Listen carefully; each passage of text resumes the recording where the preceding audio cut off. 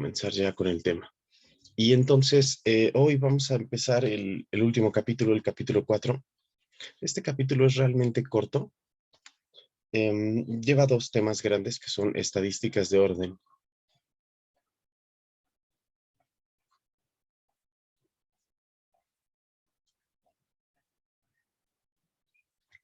y convergencia.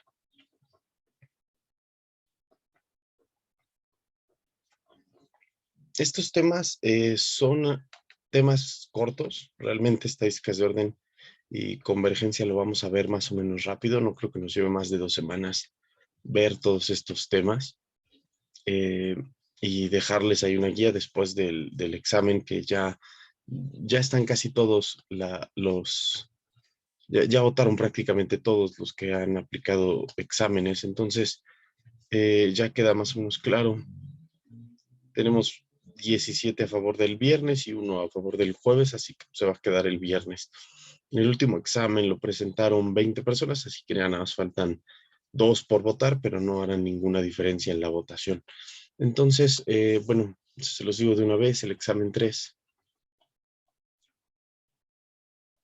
va a quedar para el viernes 27.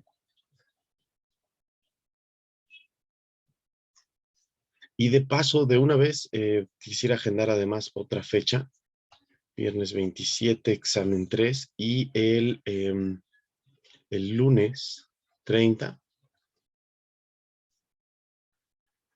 vamos a hacer una reposición. Okay, reposición del examen 1. Ya que vi algunas de sus calificaciones del segundo parcial, hubo bastante mejora. Será bueno hacer, digamos, la reposición ya de este examen. La quisiera hacer después del examen 3 para que ya tengan una idea bastante clara de cómo están, digamos, ya 3 evaluaciones ya es suficiente. Y el lunes hacemos esta reposición para que el lunes siguiente, que sería el lunes 6, nos dé suficiente tiempo de que presenten su segunda reposición, ¿vale? Pero ya eso ya lo discutimos hasta la otra semana. Entonces, estas dos fechas se las voy a poner después en el Classroom, pero para que estén enterados de eso. No podemos posponer más la reposición 1 para que les alcance el tiempo de presentarla. Entonces, bueno, estas dos fechas quedan así, ¿vale? Al rato en el Classroom pongo las tareas para entrega. Ahora, bueno, pues esto, como les decía, son dos temas, estadísticas de orden, convergencia. Vamos con el tema 1, 4.1, que es estadísticas de orden.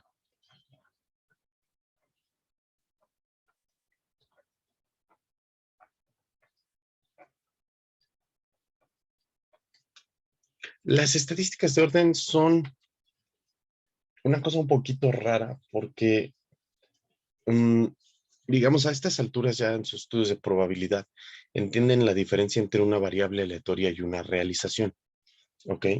Digamos, si yo les digo X es una variable aleatoria, lo que deben imaginarse, la idea de esto es que X es una caja vacía, ¿ok? Entonces, piensen en X justo como eso, como una caja donde todavía no tengo nada, pero estoy pensando en meter algo en esa caja, ¿ok? La caja está completamente vacía y no tiene nada, o es una caja cerrada, también podría ser. Solo no sé qué hay en la caja o no sé qué va a haber en la caja, ¿sí? Cuando yo les digo X de omega, estoy pensando en una realización. Este de acá es una realización de la variable aleatoria. Y entonces eso significa que tengo una caja, pero sé exactamente qué hay dentro de esa caja.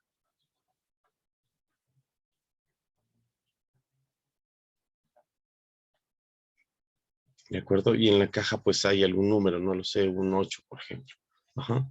Y sé cuánto vale el contenido de la caja, qué es lo que tiene y qué hay ahí.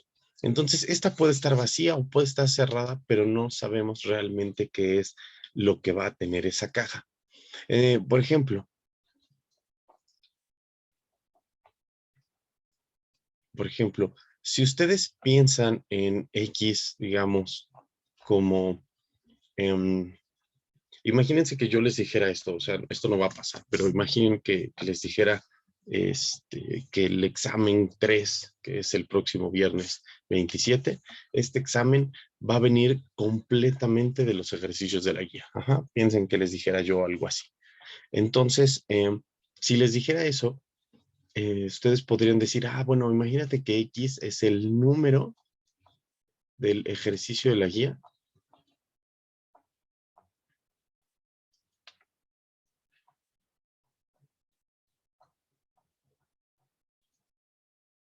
de la pregunta 1. Ajá. Y entonces ustedes dicen, la pregunta 1 del examen. Y entonces ustedes forman una especie de caja vacía. Y entonces la caja vacía no puede tener cualquier cosa. La caja vacía tiene características. Por ejemplo, ¿saben qué tipo de valores puede tener esa caja?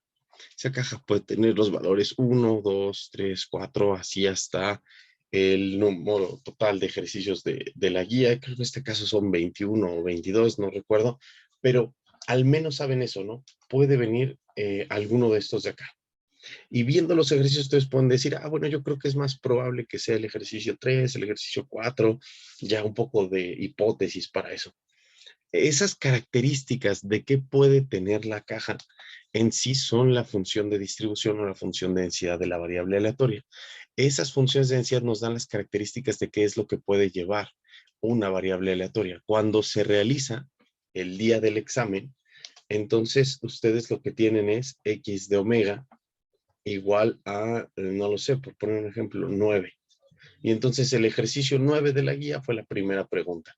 Ok, esta acá es una realización. Cuando dejamos de tener esta incertidumbre generada por la variable aleatoria y obtenemos un dato, ¿vale? El hecho de obtener los datos nos permite manipular esos datos y hacer cosas con ellos. Y antes nosotros podemos manipularlos, pero sigue siendo algo aleatorio. ¿Sí se entiende? Entonces, por ejemplo, a nivel aleatorio yo puedo decir, ah, ¿cuánto es x? 2x más 4. Y conocer los resultados de estos de acá, su función de densidad, su función de distribución, ya de esta transformación. Pero lo mismo le puedo hacer al dato. Al dato de aquí puedo poner 2 por 9 más 4 y conocer el resultado de este dato. Y hay algunas manipulaciones que son más difíciles de resolver, mucho más difíciles de resolver eh, desde la variable aleatoria que desde los datos. Y una de esas manipulaciones es el ordenamiento de las variables, ¿ok? Entonces, si yo tengo datos, bueno, vamos a ponerlo ya más en general con el vector aleatorio, sea X un vector aleatorio, X1, X2, así hasta Xn.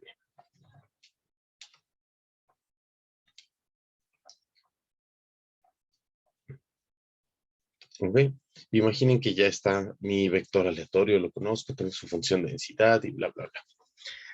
Este vector aleatorio, yo puedo manipular un montón de cosas que ya vimos en el teorema de convergencia y estas cosas, en el teorema de cambio de variable, perdón, y esas cosas que vimos. Ya le hemos hecho muchísimas cosas a ese vector aleatorio, pero una de las cosas que son difíciles de hacer desde las variables y son fáciles de hacer desde los datos es el ordenamiento de las variables. ¿Por qué pasa esto? Miren, imaginen que yo les digo, tomamos una realización.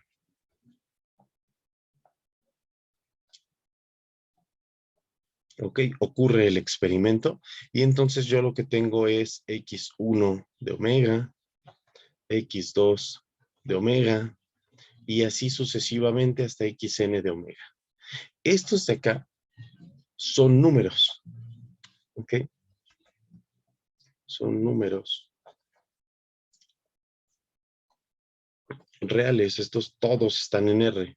Puede que algunos estén en los naturales, otros estén en los enteros, puede que todos estén en los irracionales. Quién sabe, en realidad todos están en los reales y es lo único que me importa. Variables aleatorias, al momento de realizarse, pues me va a dar algún número real. Estas variables que están acá, las puedo ordenar.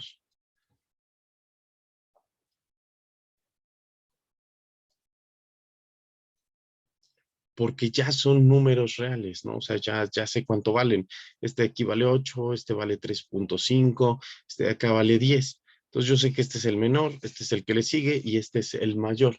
Ese orden ya lo puedo hacer justo ahorita que está la realización, que ya tengo mis cajas con algún número en especial y entonces puedo ordenar la caja que tiene el número menor, la caja que tiene el siguiente y bla, bla, bla.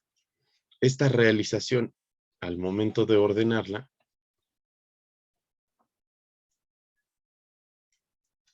lo que obtengo, digamos, sería X, algún índice, X1Y, digamos, de W, que es menor o igual que XY2 de W, menor, hasta menor que XYN de W.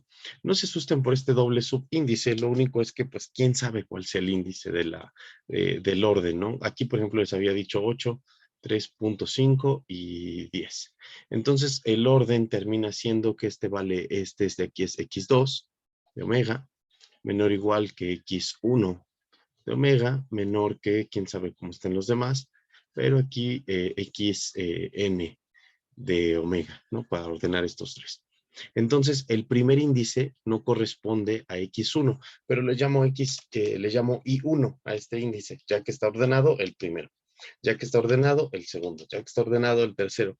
Es una especie de permutación de los índices originales, lo que termino obteniendo, y para ponerle un orden específico, pues les llamo I1, I2, I3, y así sucesivamente. La realización sí la puedo ordenar, como ya vimos, X1, X2, X3. Lo único que no puedo ordenar son cajas vacías. Estas no las puedo ordenar, ¿cierto? Y menos en un vector aleatorio que resulta ser una muestra aleatoria. Si esta de acá es una muestra aleatoria, que también lo voy a necesitar, una muestra aleatoria, menos voy a poder ordenar las cajas. Porque si no fuera una muestra aleatoria y yo tuviera que, bueno, X es la primera variable, y la segunda variable es 2x más 2 y la tercera variable es x al cuadrado.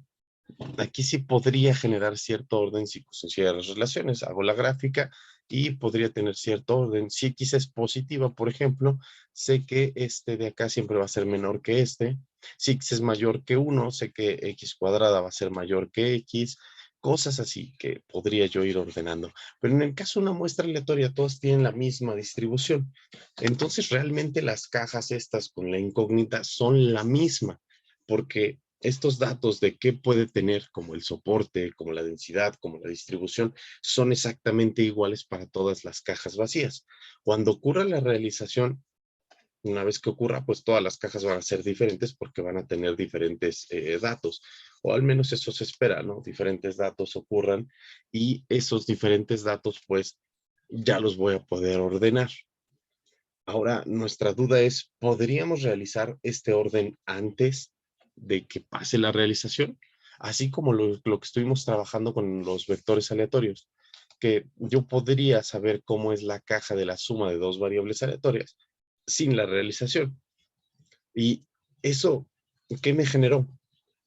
Me generó que, bueno, yo tenía mis dos cajas vacías, X y Y, sin saber cómo estaban rellenas, pero conociendo sus densidades y distribuciones conjuntas. Con estas dos de acá, genero la posibilidad de saber cómo se comporta la suma de las variables aleatorias. Eso ya lo hicimos.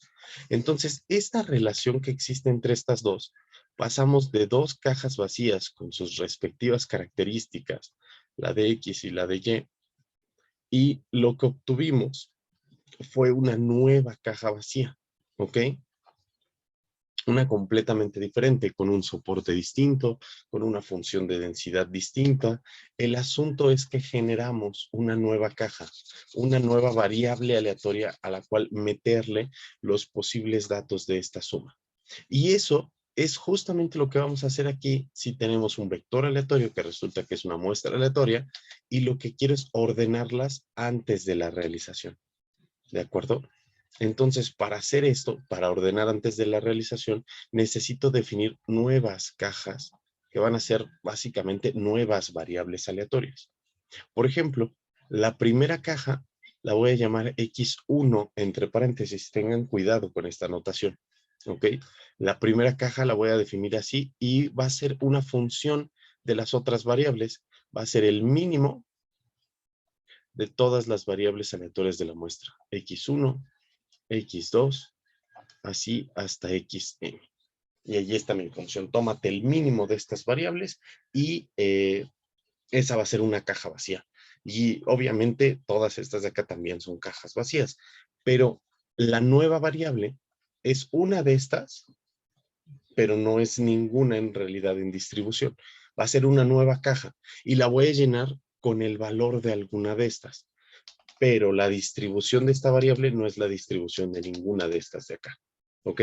Por ejemplo, aquí, si tuviera tres variables, 4, digamos 3 y 0.5. Entonces, el mínimo fue este de acá, va a coincidir con x1. Voy a llenar en la caja x1, entre paréntesis, con un 0.5. Pero no quiere decir que x1 sea igual a xn. En este caso, pues fue lo que ocurrió, solamente en ese caso. Pero después, si hago otra realización y tengo otros datos, y este me da 8, este me da 1, y este de acá me da 10, entonces el mínimo fue x2. Y ahora lleno esta caja con el valor 1. Ahora, x1 fue igual a x2 en esta realización, en esta específica realización, pero no va a ser así siempre. A veces va a ser x1, a veces x2, a veces x3, pero bueno, este x1 entre paréntesis va a ser alguno de todos ellos y la distribución de la caja, las características de la caja no van a ser las mismas características de las variables aleatorias que están acá. Va a ser algo completamente diferente. ¿Ok? Y de hecho ahorita vamos a ver la distribución de esta variable de x1. Pero definamos a las demás. Yo quiero al mínimo, luego al que le sigue, luego al que le sigue, y así hasta llegar a la última variable. La siguiente la llamo x2. Y es una variable un poco chistosa. Voy a tomar al mínimo del siguiente conjunto. Tomo todas las variables de la muestra, x1 hasta xn, pero le quito la que sea que haya tomado el mínimo. ¿Ok? Tomo todas las variables, tomo al mínimo, se lo quito a mi conjunto de variables, me quedan n-1 variables, y de esas tomo el mínimo. Y ya, queda un poquito tramposo, pero bueno, así es esto. Digamos, la iésima estadística de orden sería lo mismo que estamos haciendo hasta acá. Tomo el mínimo de todas las variables, x1, x2 hasta xn, y le resto las i-1 primeras variables. x1, x2, x3, todas entre paréntesis, hasta la x y -1. ¿Ok? Y con eso pues ya obtengo justamente el orden que yo estaba esperando. Sigo haciendo este procedimiento hasta llegar a xn, entre paréntesis, y esta de acá igual ya no la pongo como esta resta de mínimos, sino, bueno, como este mínimo de la resta de dos conjuntos, sino tal cual como el máximo de todas las variables. x1, x2, hasta xn. Ok, tengan especial cuidado con esta notación con los paréntesis, porque nos estamos refiriendo a las estadísticas de orden, o sea, a las cajas nuevas que van a tener los datos ordenados. ¿Ok? Finalmente, lo que nosotros decimos es que el vector aleatorio que tiene a las variables x1, x2, todo entre paréntesis, hasta xn, son las estadísticas de orden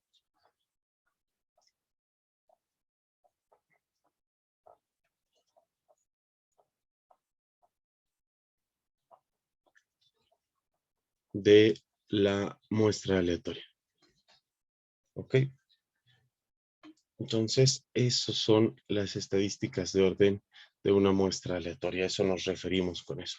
Y algunas notas. En algunos casos,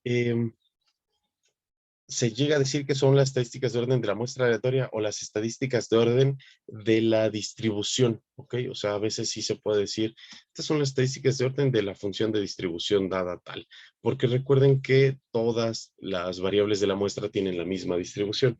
Entonces llega a ser válido referirnos a las estadísticas de orden de la distribución tal, porque justamente todas tienen la misma distribución, entonces sí tiene algo de sentido eso.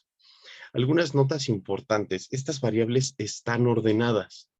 ¿Ok? X1 definitivamente es menor o igual que X2, cosa que no pasaba con las de aquí arriba. Las variables que están acá en la muestra no las puedo ordenar. Yo no podría decir que X1 es menor que X2 o menor que alguna, o que la relación es al revés, o que son iguales. No, no puedo decir nada, porque las dos son independientes e idénticamente distribuidas. Entonces, en una realización, una puede ser mayor, en otra la otra es mayor, en otra son iguales y va a ir cambiando según la realización. Pero aquí no importa la realización, siempre van a estar ordenadas.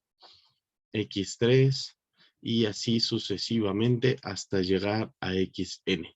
Todas las variables de la muestra están ordenadas en este caso, pero estas son cajas diferentes, ¿ok? Estas de acá con el paréntesis abajo ya no tienen la misma distribución de las cajas originales. Y en ese sentido, estas de acá no son independientes.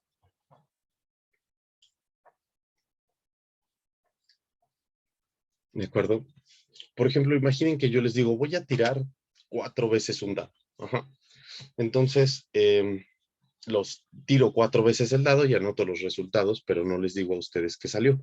Ustedes pueden decir, todos los lanzamientos son independientes, todos los lanzamientos son idénticamente distribuidos, eso es cierto, y entonces yo lanzo mi dado y obtengo los resultados 3, 4, 3 y 6, por decir algo, ¿no? Así ya obtuve mis resultados. Todos son independientes, idénticamente distribuidos, pero bueno, al hacer la realización, aquí está. Ahora, yo me quedo con esos datos y no les digo a ustedes cuáles son los datos. Todavía no les he dicho absolutamente nada, pero les doy una información. Les digo, ¿sabes qué? La primera estadística de orden de lo que yo obtuve, su realización, fue 3. Ajá. El mínimo de las variables aleatorias de mi experimento fue igual a 3. Entonces ustedes pueden decir, vaya, pues eso significa que todas superaron el 3 o son iguales a 3. Ahí está la parte en la que no son independientes, porque saber cuánto dio les da información de los demás. Por ejemplo, fácilmente ustedes me podrían decir, bueno, entonces la máxima, la X4, es prácticamente seguro que es mayor a 3, pero me voy a quedar con el mayor o igual. ¿Ok?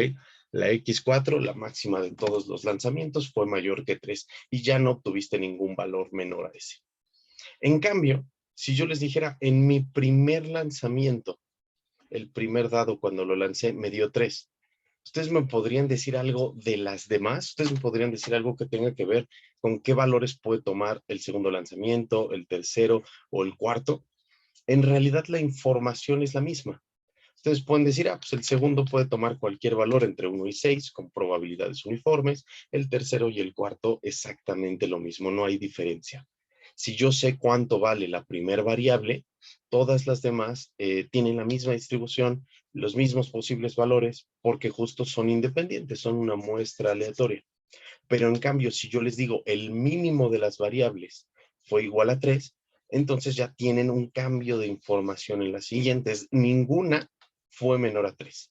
Por ejemplo, ustedes pueden decir la siguiente, la X2 fue al menos 3, la X3 fue al menos 3 y la X4, todas entre paréntesis, fue al menos 3. En particular, el máximo es mayor que 3. No puede tomar ni el 1 ni el 2. ¿Vale? Ahí está la parte en la que no hay independencia entre las variables de las estadísticas de orden. porque el conocer una de ellas ya te da información de por dónde pueden ir las demás. ¿Ok? En cambio, en la muestra aleatoria, pues no pasaba así. Eran independientes. Esta es una de las primeras pistas de que totalmente cambia la distribución de las estadísticas de orden de la muestra aleatoria original. Y además, no tienen la misma distribución. No son idénticamente distribuidas. ¿Ok? Ahora voy a tener variables aleatorias que tienen una distribución completamente diferente entre sí, todas ellas, bueno, no completamente, pero al menos sí diferente, y que además tienen distribución distinta a la muestra aleatoria original.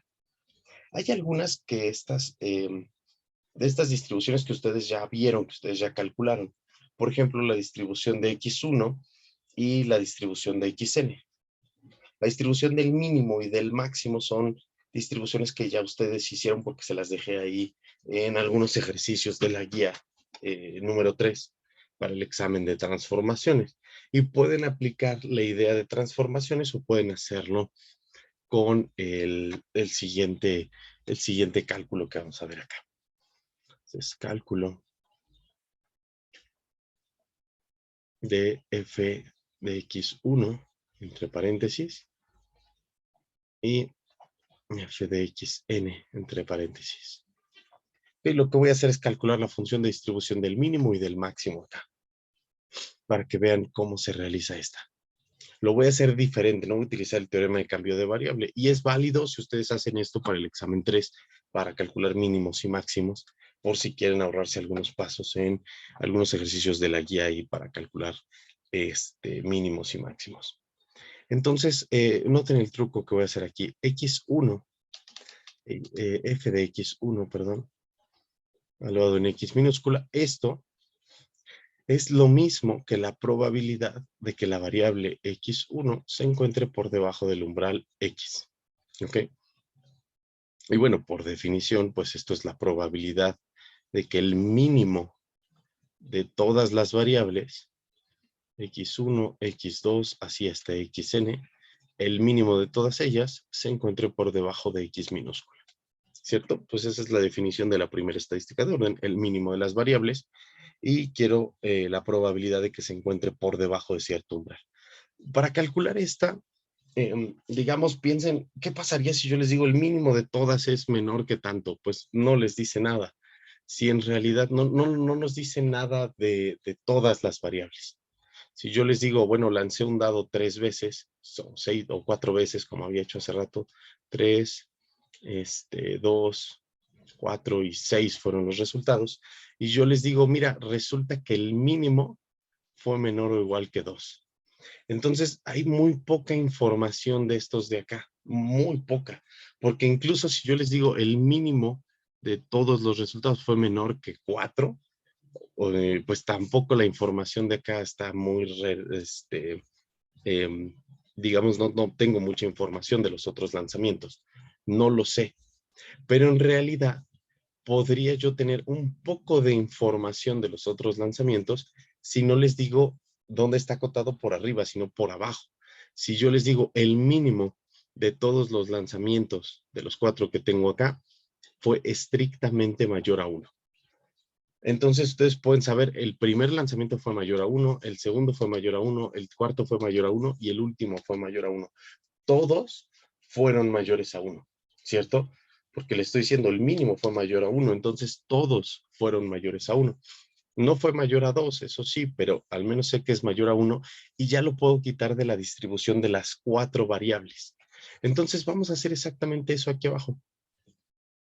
En vez de calcular la probabilidad de la cota superior, ¿qué les parece si calculamos el complemento? Entonces la probabilidad del complemento va a ser 1 menos la probabilidad de esta, entonces en general esto nos quedaría 1 menos la probabilidad del evento complementario, que es que el mínimo de todas las variables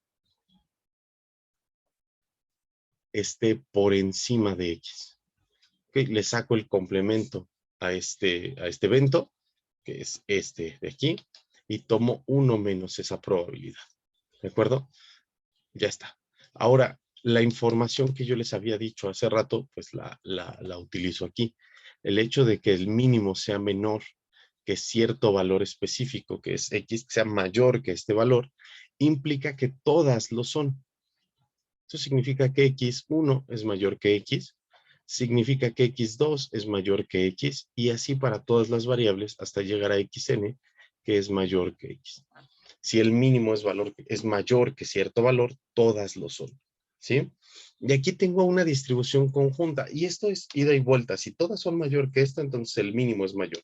Y si el mínimo es mayor, entonces todas son mayores que este valor. Es un ida y vuelta, son eventos equivalentes, y por lo tanto sus probabilidades son las mismas.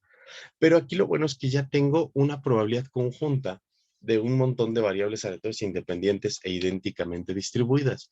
Recuerden que es una muestra aleatoria.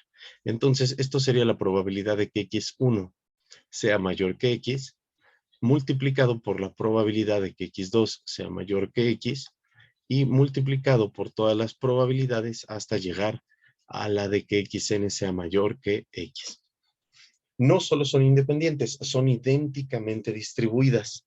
Entonces, esto sería 1 menos estas son las mismas probabilidades. Este es igual a este, igual a este, igual a este. Digamos, lo podría yo escribir como la probabilidad de que cualquiera de las variables, voy a llamar X así en genérico, sea mayor que X elevado a la N, ¿cierto? Y ya está. Y entonces recuerdo quién es este de aquí. Este es 1 menos la función de distribución, y pongo ya aquí una conclusión al respecto. La función de distribución de la primera estadística de orden, valuada en X, va a ser igual a 1 menos la función de distribución de las variables originales, y todo esto elevado a la n. ¿Ok? Esa es la fórmula. De hecho, no lo podemos reducir muchísimo más. De hecho, ahí queda. 1 menos f de x a la n, donde obviamente esta f de x que tiene acá, que no tiene ningún subíndice, es la función de distribución genérica. Por eso les había dicho que puede ser las estadísticas de orden de la muestra aleatoria o las estadísticas de orden de la distribución. Aquí me queda justamente en términos de la distribución. Y también, si ustedes derivan esta función, sacan la derivada, pueden obtener la función de densidad de probabilidades de la variable x, x1, la del mínimo. La derivada no es muy complicada, digamos, de esta constante, pues se nos va a ir. Este signo menos se va a cancelar cuando derivemos con la parte que está dentro de aquí por regla de la cadena, y sencillamente esto nos va a quedar n veces 1 menos f de x en x acá, y la derivada de lo de adentro, bueno, esto es la n-1, y la derivada de lo de adentro, que es f de x en x. Y ahí está. Función de densidad y función de distribución. Y la densidad la obtenemos de un solo golpe, derivando la función que está ahí. Si fuera el caso, si fuera el caso discreto, pues no nos funcionaría la de densidad, sino que sí, esta fórmula de la densidad no nos funcionaría derivarlo, sino más bien necesitaríamos restar la función de distribución en un punto y otro, y bueno, ese es así como funcionaría, ¿no? Ahorita estoy suponiendo que estamos en caso continuo y ya está. La función de distribución es un poquito más fácil para el máximo. Si ustedes quieren la función de distribución de xn en x, yo les digo, bueno, esto es la probabilidad de que xn sea menor o igual que x. Acá va a ser mucho más sencillo porque la información ya está directa.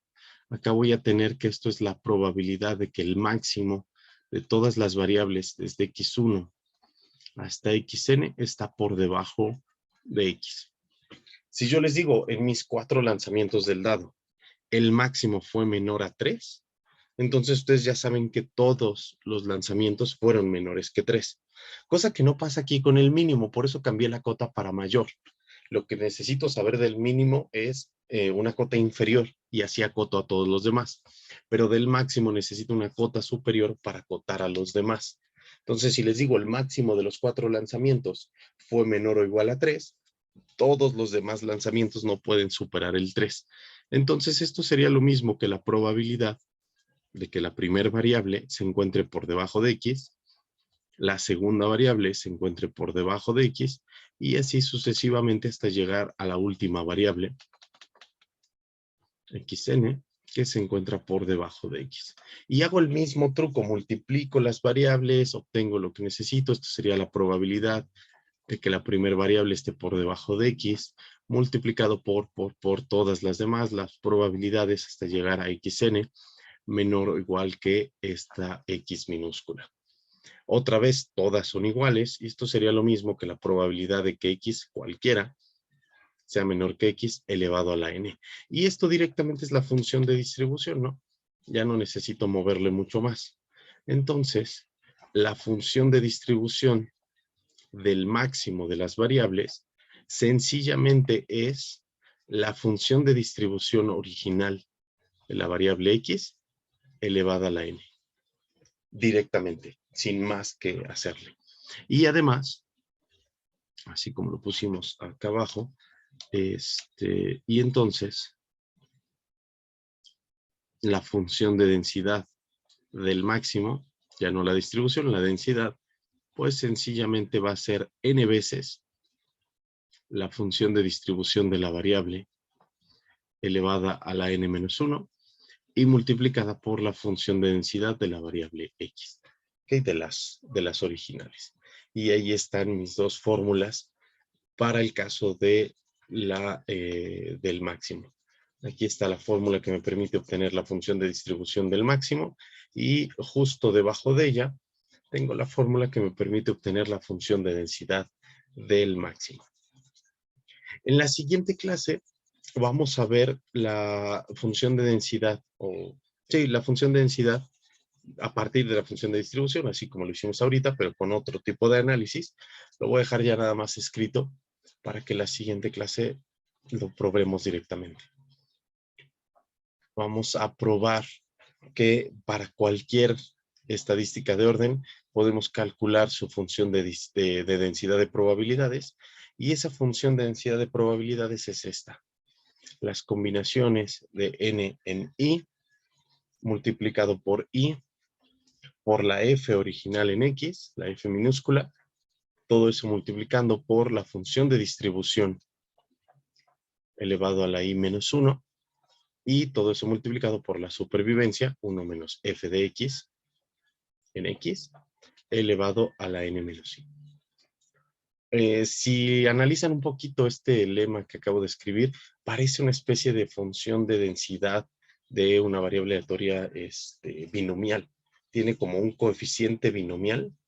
Si nos quedáramos nada más como con esto y todo lo de acá, parece una especie de función binomial. Tenemos el coeficiente combinatorio, una probabilidad elevada a la i y otra probabilidad a la complementaria elevada a la n-i. El único inconveniente es este -1, que ya rompe toda la magia, y todo esto de acá. Entonces no va a ser exactamente binomial, pero al menos tenemos una fórmula parecida a la binomial que vamos a probar la siguiente clase. Y vamos a utilizar argumentos combinatorios para probarlo, lo cual tiene bastante sentido, porque voy a ordenar una muestra de variables aleatorias. Entonces, como voy a ordenar una muestra de variables aleatorias, tiene mucho sentido pensar que la distribución de esa muestra ordenada va a tener que ver el análisis del cálculo de esa cosa con un análisis combinatorio, porque justamente voy a ver todas las posibles formas que tengo de ordenar una u otra cosa. ¿Ok? Eso lo haremos la siguiente clase porque ahorita ya no nos da suficiente tiempo de probarlo. Pero bueno, aquí está la del mínimo y la del máximo. Y me gusta ver justo después de terminar los temas del capítulo 3, porque es otra forma de obtener la distribución de una transformación. Y de una transformación que de hecho sí les pido en la guía, la del mínimo y la del máximo. Y pueden utilizar el teorema de cambio de variable y ver si pueden sacar una especie de jacobiano o algo, pero lo mejor ahí es utilizar este análisis que tengo acá. Y pueden utilizarlo, desde luego, para el examen y para la guía, ¿ok? Entonces les recomiendo que utilicen esta forma de calcular las distribuciones del mínimo y máximo en lugar de utilizar el teorema de cambio de variable para esta específica transformación. Y es una forma en la cual también aprendemos que no siempre la mejor alternativa o el mejor camino va a ser el teorema de cambio de variable. Muchas veces será mejor analizar primero el problema y ver si lo podemos resolver directamente en lugar de echar directamente el teorema de cambio de variable y tratar de sacar un jacobiano que va a ser infernal, como esta idea del mínimo y el máximo, va a ser muy complicado. Entonces, es mejor para nosotros sacar la distribución así como lo vimos acá, mucho mejor. ¿Vale? Bueno, pues entonces terminamos por hoy. Nos vemos la siguiente semana, toda la semana en las clases de ayudantías que son, le voy a pedir a Fer que los vea lunes y miércoles. Le voy a pedir a Fer que los vea lunes y miércoles para que tengan 2 sesiones de ayudantía antes del examen, que es el viernes. Entonces, toda esta semana va a ser clase de dudas exclusivamente en las ayudantías, entonces prepárense para eso. Mientras yo, martes y jueves, me sigo con los temas de este capítulo. Más o menos yo creo que entonces terminaríamos los temas en la primera semana de junio, una semana antes de terminar una semana antes de terminar el curso, una semana antes de terminar el semestre completo. Entonces, tenemos suficiente tiempo de realizar la reposición que ya agendamos, la reposición del examen 1, y de agendar otra reposición para el examen 2 en la siguiente semana, y el examen 4 que viene con estos temas de estadísticas de orden. El examen 4 va a ser un poquito más fácil, entonces concéntrense en pasar bien su examen 3, en pasar bien sus reposiciones, y el 4 va a ser un poquito más tranquilo, no se angustien por eso, ¿de acuerdo? Parece que va a ser un poquito pesado final de semestre, pero al menos el examen 4 no va a ser, no va a ayudar mucho en eso, va a estar un poquito más ligero que los otros. Les dejaré la guía terminando el examen para que no se preocupen tanto por eso. Entonces, el viernes 27 les dejo la guía número 4, la última, y en las ayudantías del lunes 23 y de miércoles 25, no solamente piensen en las guías de ejercicios del examen 3. Si no tienen muchas dudas de ese examen, también le pueden preguntar respecto a la reposición. ¿Ok? Entonces recuerden, aquí ya tenemos las fechas, viernes 27 y lunes 30. Si tienen dudas, lo que sea, respecto del examen de la reposición 1, lo que sea, pues también echen esas dudas a Fer en las ayudantías de la siguiente semana, ¿vale? Bueno, pues entonces con eso terminamos. Que tengan buen fin de semana, que descansen. Nos vemos el próximo martes.